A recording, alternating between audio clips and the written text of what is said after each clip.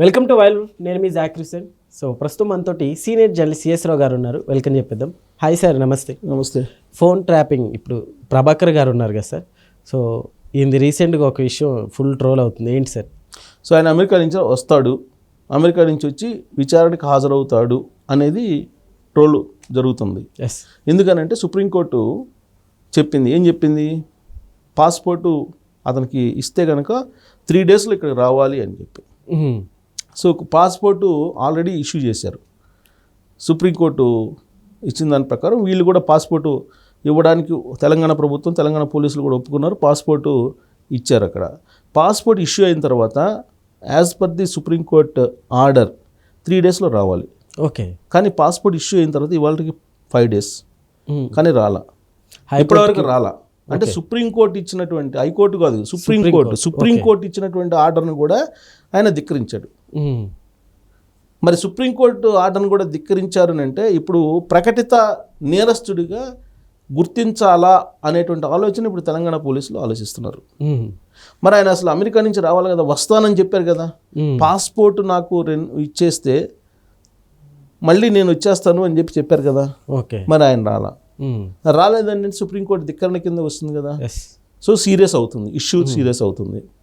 అంతకుముందు ఏం చేశారు ఆయన, విచారణకు హాజరవుతాను, నాకు కొంత టైం ఇవ్వండి అని చెప్పి తొలి రోజుల్లో చెప్పారు. ఫోన్ ట్యాపింగ్ కేసులో విచారణకు హాజరవుతాను, నేను కొన్ని రోజులు టైం ఇవ్వండి, నాకు ఆరోగ్య పరిస్థితి బాగలేదు, నేను అమెరికాలో చికిత్స తీసుకుంటున్నాను అని చెప్పి తెలంగాణ సిట్ పోలీసులకి తెలియజేశారు. ఓకే. సరే ఆయన వస్తాడు అని చెప్పేసి అనుకున్నారు.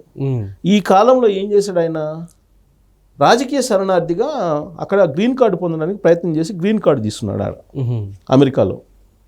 ఓకే. సో అక్కడ పోలీసులు చీట్ చేశాడు, తెలంగాణ ప్రభుత్వాన్ని చీట్ చేశాడు. గ్రీన్ కార్డు తీసుకున్నారు. గ్రీన్ కార్డు తీసుకుని ఆయన అమెరికా పౌరుడు అయ్యాడు కాబట్టి ఇంకా విచారణకు రావాల్సిన అవసరం లేదు అని చెప్పేసి అనుకున్నాడు ఆయన. కానీ ఆయన టైం బాగలేక అమెరికా అధ్యక్షుడిగా ట్రంప్ అయ్యాడు. ఆ ట్రంప్ని తీసుకున్న నిర్ణయం ఏంటి, గ్రీన్ కార్డు ఉన్నప్పటికి కూడా మీరు పౌరులు కాదు, అమెరికా పౌరులు కాదు, మీకు రాజకీయపరమైన న్యాయపరమైన రక్షణ ఏమాత్రం దొరకదు, ప్లస్ రాజకీయ చరణార్థులకి ఇచ్చినటువంటి గ్రీన్ కార్డు చెల్లవు, ఇలా ఆయన నిర్ణయం తీసుకున్నాడు. ఓకే. దీంతో అమెరికా ఎంబసీకి ఆల్రెడీ తెలంగాణ పోలీసులు చెప్పారు. అంటే తెలంగాణ పోలీసులు భారత ఎంబసీకి చెప్తే, భారత ఎంబసీ అమెరికా ఎంబసీకి చెప్తే పలాని ప్రభాకర్ అనే అతను ఫోన్ ట్యాపింగ్ కేసులో ఉన్నాడు, ఆయన విచారణకి హాజరు కావట్లేదు, విచారణకు హాజరు కాకుండా అమెరికా వెళ్ళి అమెరికాలో తలదాచుకున్నాడు, ఇది పొజిషన్, ఇలా చేశాడని చెప్పేసి అమెరికా ఎంబసీకి తెలియజేస్తే అమెరికా ఎంబసీ అక్కడ ఉండేటువంటి హోమ్లాండ్ సెక్యూరిటీకి, అక్కడ ఉండేటువంటి డిపార్ట్మెంట్స్కి చెప్తే ఓకే, వాళ్ళు ఏడికి పంపించడానికి సిద్ధమయ్యారు. ఈ క్రమంలో పాస్పోర్ట్ ఇస్తే నేను వచ్చేస్తానని చెప్పి సుప్రీంకోర్టు దగ్గర ముందస్తు బెయిల్ ఇచ్చాడు. ముందస్తు బెయిల్ కోసం ట్రై చేశాడు.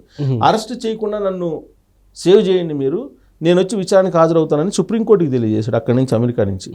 ఆయన పిటిషన్ పరిశీలించినటువంటి సుప్రీంకోర్టు ఏం చేసింది, ఓకే మీకు పాస్పోర్ట్ ఇస్తారు, మీరు పాస్పోర్ట్ ఇష్యూ అయిన 3వ రోజు మీరు వచ్చి విచారణకు హాజరు కాండి అని చెప్పి సుప్రీంకోర్టు చెప్పింది. ఓకే. ఆయన వేసినటువంటి పిటిషన్ విచారించిన తర్వాత మరి సుప్రీంకోర్టు ఇచ్చినటువంటి ఆదేశాలకు అనుగుణంగా ఆయన అమెరికా నుంచి వచ్చారా అంటే రాలా.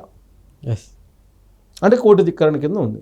ఎందుకని రాలేదు, అసలు ఇప్పుడు ప్రభాకర్ రావు గారు ఎక్కడున్నారు అనేటువంటి ప్రశ్నలు ఇప్పుడు వినిపిస్తున్నాయి. ఎందుకని రాలేదు అనేటువంటి క్వశ్చన్ వేసుకున్నప్పుడు మళ్ళా కేటీఆర్ గారు సీన్లోకి వస్తున్నారు. ఎందుకు, కేటీఆర్ గారు రీసెంట్గా అమెరికా వెళ్ళారు. ఈ కేసు ఫోన్ ట్యాపింగ్ కేసు ఎవరికి సంబంధించినటువంటి కేసు, అది టోటల్గా తెలంగాణలో ఆ రోజు ప్రభుత్వంలో ఉన్నటువంటి కేసీఆర్ గారికి, అలాగే కేసీఆర్ గారి ఫ్యామిలీకి సంబంధించినటువంటి వ్యవహారం ఇది. ఫోన్ ట్యాపింగ్ కేసులో ఒకనొక సందర్భంలో కేటీఆర్ గారు ఏమన్నారు, ఫోన్ ట్యాపింగ్ 4-5 ఫోన్ ట్యాపింగ్ చేస్తే ఏమవుతుంది, చేస్తే తప్పేంటి అని అన్నారు ఆయన. ఇప్పటికే ఈ ఫోన్ ట్యాపింగ్ కేసులో అనేక మంది అధికారులు, ఆ రోజున ఇంటెలిజెన్స్ విభాగంలో పనిచేసినటువంటి వాళ్ళు అనేక మంది హాజరయ్యారు, విచారణకు హాజరయ్యారు, కొంతమంది జైల్లోకి వెళ్ళారు, బెయిల్ మీద కూడా బయటకు వచ్చారు. వాళ్ళు ఇచ్చినటువంటి వాంగ్మూలం, వాళ్ళు ఇచ్చినటువంటి సమాచారం మేరకు మొత్తం ప్రభాకర్ రావు గారు చెప్పినట్టు మేము చేసామన్నారు. ఎందుకు, ప్రభాకర్ రావు గారు ఆ రోజు ఇంటెలిజెన్స్ చీఫ్గా ఉన్నారు కాబట్టి ఆయన చెప్పింది మేము చేసాం, మాదే ఉంది సార్, మాది తప్పే ఉంది, మేము కింద ఆఫీసర్స్వే కదా, కింద సిబ్బందిమే కదా అని చెప్పి వాళ్ళు చెప్పారు. మరి ప్రభాకర్ రావు గారు ఎందుకు చేయమన్నారు ఫోన్ ట్యాపింగ్ అనేది సమాధానం రావాలి కదా, ఎవరు చెప్పాలి ఆ సమాధానం, ప్రభాకర్ రావు గారు చెప్పాలి. ఆయన అందుకే ఆయన విచారణకి హాజరు కమ్మని చెప్పాలి. ఈ కేసు ఎందుకు ఇంత సీరియస్గా తీసుకుంది తెలంగాణ పోలీస్ అంటే, సెలబ్రిటీస్, పారిశ్రామికవేత్తలు, వాణిజ్యవేత్తలు, జడ్జెస్వి, ఓకే. జర్నలిస్టులవి, ఇంతమంది ఫోన్లు ట్యాప్ చేశారు వీళ్ళు. కొన్ని వందల మంది ఫోన్లు ట్యాప్ చేశారు, 11 మంది జడ్జిల ఫోన్లు ట్యాప్ చేశారు. ఓకే. అందులో ఒక మహిళా జడ్జి ఫోన్ కూడా ట్యాప్ చేశారు వీళ్ళు. సో ఈ కేసు చాలా సీరియస్ కేసు. Yes sir. ఎందుకని సార్, అంటే అంత ఫోకస్గా ఎందుకు చేశారంటారు? ఇప్పుడు ఇంటెలిజెన్స్ వాళ్ళు పొలిటికల్ ఇంటెలిజెన్స్ అని ఉంటుంది. ఎస్. ఈ పొలిటికల్ ఇంటెలిజెన్స్లో కొన్ని ఒకవేళ ప్రభుత్వానికి ఏదైనా ఇబ్బంది కలుగుతుంది అనుకున్నప్పుడు ఈ పొలిటికల్ ఇంటెలిజెన్స్ను ఉపయోగించి ఏదైనా ట్యాప్ చేయాల్సి వస్తే కనుక చట్ట ప్రకారం ముందస్తుగా సమాచారం తీసుకొని ఆన్ పేపర్ అనుమతి తీసుకొని మాత్రమే వాళ్ళు ట్యాపింగ్ చేయాలి. ఎస్. ఇవన్నీ ఏమీ లేకుండా ఇజ్రాయెల్ నుంచి కొన్ని పరికరాలను తీసుకొచ్చేసి ఎవరిని పడితే వాళ్ళని ఫోన్ ట్యాప్ చేశారు. ఒక ఛానల్ ఓనర్ కూడా ఈ ఫోన్ ట్యాపింగ్లో పాల్గొన్నాడు. ఆయన పిసిసి అధ్యక్షుడు ఆ రోజున రేవంత్ రెడ్డి గారు, ఇప్పుడు ముఖ్యమంత్రి, ఆయన ఇంటి పక్కనే ఆ ఛానల్ ఉంటుంది. సో అక్కడ ఇంటి పక్కనే ఉంది కాబట్టి అక్కడ పెట్టారు ఎక్విప్మెంట్ అంతా తీసుకెళ్ళి, ట్యాపింగ్ ఎక్విప్మెంట్ ఆ ఛానల్లో పెట్టారు. ఆ ఛానల్లో పెట్టి అక్కడి నుంచి రేవంత్ రెడ్డి గారి కుటుంబ సభ్యులు ఏం మాట్లాడుకుంటున్నారు, రేవంత్ రెడ్డి ఎవరితో మాట్లాడుతున్నారు, ఎవరెవరితోటి టచ్లో ఉన్నాడు, ఇవన్నీ ట్యాప్ చేసేదానికి ప్రయత్నం చేశారు. దాంట్లో భాగంగా అతన్ని, ఆ శ్రావణ్ అనే అతను ఆ ఛానల్ ఓనర్ని తీసుకొచ్చి విచారించారు. విచారణకు కూడా హాజరయ్యారు. ఈ మధ్య విచారణకు హాజరయ్యారు, ఆయన అరెస్ట్ చేశారు. తర్వాత ఆయన మీద ఇంకొక చీటింగ్ కేసు కూడా నమోదైంది. వీళ్ళిద్దరు, శ్రావణ్ అనే అతను లండన్లో కొన్ని రోజులు తలదాచుకున్నాడు. ఆ తర్వాత అమెరికా వెళ్ళారు. అమెరికాలో ప్రభాకర్ రావు, ఈయన ఇద్దరు కలిసి కొన్ని రోజులు ఉన్నారు. కానీ తెలంగాణ పోలీసు పకడ్బందీగా చేసినటువంటి ప్రయత్నాల కారణంగా రెడ్ కార్నర్ నోటీస్ కానీ, లుక్అవుట్ నోటీసులు ఇవన్నీ అనౌన్స్ చేసేసి ఆయన్ని తీసుకొచ్చారు. ఫస్ట్ ఆయన వచ్చేలాగా చేశారు. ప్రభాకర్ రావు కోసం ఎదురు చూస్తున్నారు. ప్రభాకర్ రావు గారు రాలేదు. ఎందుకని అంటే కేటీఆర్ గారి మీద కొన్ని అనుమానాలు ఇప్పుడు కాంగ్రెస్ పార్టీ వ్యక్తం చేస్తుంది. ఏంటి, కేటీఆర్ గారు అమెరికా వెళ్ళారు, మరి ప్రభాకర్ రావు గారికి ఎలాంటి డైరెక్షన్ ఇచ్చారో, ఒకవేళ వస్తే కనుక ఈ ఫోన్ ట్యాపింగ్ కేసు మొత్తం కేసీఆర్ మేడకి, కేటీఆర్ గారి మేడకి, ఇంట్లో ఉన్న వాళ్ళు అందరి మేడకి చుట్టుకుంటుందా? కేటీఆర్ గారు నడిపిస్తున్నారు అంటారా సార్ వెనక నుంచి? కేసీఆర్ గారు సీఎం ఆయన, ఇప్పుడు ప్రభాకర్ రావు గారు ఇంటెలిజెన్స్ చీఫ్. ఆయనకి ఎవరు చెప్పారు? కేటీఆర్ గారు చెప్పారు ఫోన్ ట్యాపింగ్ చేయమని, కేసీఆర్ గారు చెప్పారు. ఆయన చెప్పాలి. ఆయన చెప్పిన దాని ప్రకారం నెక్స్ట్ లెవెల్కి వెళ్తుంది ఈ కేసు విచారణ. సో ఇది సీరియస్ కేసు. టెలిఫోనిక్ చట్టం సపరేట్గా ఉంటుంది, సెంట్రల్ టెలిగ్రాఫిక్ చట్టం. సో అది చాలా సీరియస్ చట్టం.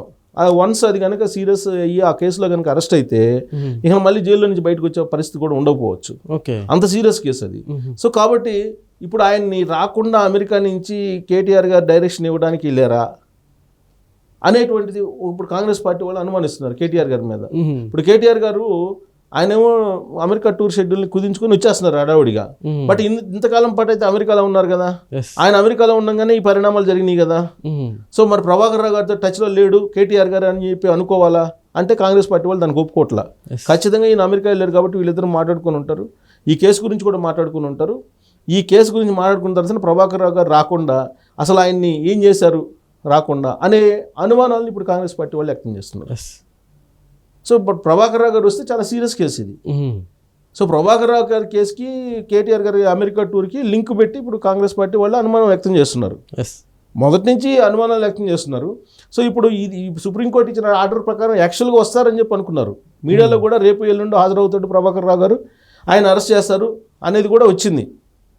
సుప్రీంకోర్టు ఆర్డర్ ప్రకారం ఆయన అరెస్ట్ చేయకుండా ఉండాలి అని చెప్పి సుప్రీంకోర్టు చెప్పింది. విచారణకు హాజరు కానీ ఫస్ట్ అని చెప్పి సుప్రీంకోర్టు చెప్పింది. ఓకే. ఎంత సుప్రీంకోర్టు అరెస్ట్ వద్దన్నా కానీ ఎవిడెన్స్లు చూపించిన తర్వాత సుప్రీంకోర్టు కూడా అరెస్ట్ చేయమంటుంది. వన్స్ ప్రభాకర్ రావు గారు వస్తే అరెస్ట్ అయిన తర్వాత ఆయన వాంగ్మూలం ఇవ్వక తప్పదు. ఎందుకంటే ఎవిడెన్స్లన్నీ కూడా సేకరించి పెట్టారు విచారణలో ఆల్రెడీ మిగతా వాళ్ళందరి దగ్గర. సో వీటికి సమాధానం చెప్పాలి ఆయన. ఆల్రెడీ గవర్నమెంట్ మారిన తర్వాత అప్పుడు హార్డ్ డిస్క్ని కాలువలో పడేశారు, తీసుకెళ్ళి మూసీ కాలువలో కొన్ని. తర్వాత పెన్ డ్రైవ్ని కాల్ చేశారు, రకరకాలు చేశారు. సో ఎన్ని చేసినా కానీ విచారణలో మొత్తం బయటపడింది. వీటన్నిటి సమాధానం ఎవరు చెప్పాలి? ప్రభాకర్ రావు గారు చెప్పాలి. అసలు ప్రభాకర్ రావు గారు మీరెందుకు ట్యాప్ చేశారు, మీకేం అవసరం అని చెప్పి అడుగుతారు కదా ఇన్వెస్టిగేషన్లో. అడిగినప్పుడు ఏం చెప్తారు? ఆయన ప్రభుత్వంలో ఉండేటువంటి పెద్దలు అంటారు. ఏ పెద్దలా? కేటీఆర్ గారా, కేసీఆర్ గారా, లేకపోతే హరీష్ రావు గారా, లేకపోతే కవిత గారా, లేకపోతే ఇంకొకళ్ళ అనేది చెప్పాలి కదా. చెప్పాల్సిన పరిస్థితి వచ్చినప్పుడు ఆల్మోస్ట్ విచారణ నెక్స్ట్ లెవెల్కి వెళ్ళిపోయి ఈయన చెప్పిన వాంగ్మూలం ప్రకారం వాళ్ళని అరెస్ట్ చేసే అవకాశం ఉంది. సో కాబట్టి ఇది సీరియస్ కేసు కాబట్టి ఆయన సుప్రీంకోర్టు చెప్పినప్పటికీ అమెరికా నుంచి రాలేదు అని అంటే ఇక్కడ ఏదో నడిచింది, అబ్రకం అబ్రా లాంటిది ఏదో నడిచింది. ఎందుకంటే కేటీఆర్ గారు అమెరికా నుంచి వస్తున్నారు, బట్ ప్రభాకర్ రావు గారు మాత్రం అక్కడే ఉన్నారు. సో ఏదో నడిచింది. నెక్స్ట్ కూడా మన ప్రభుత్వమే వస్తుందన్న ధైర్యంతో ఏమైనా చేయించుంటారనుకోవచ్చు సార్.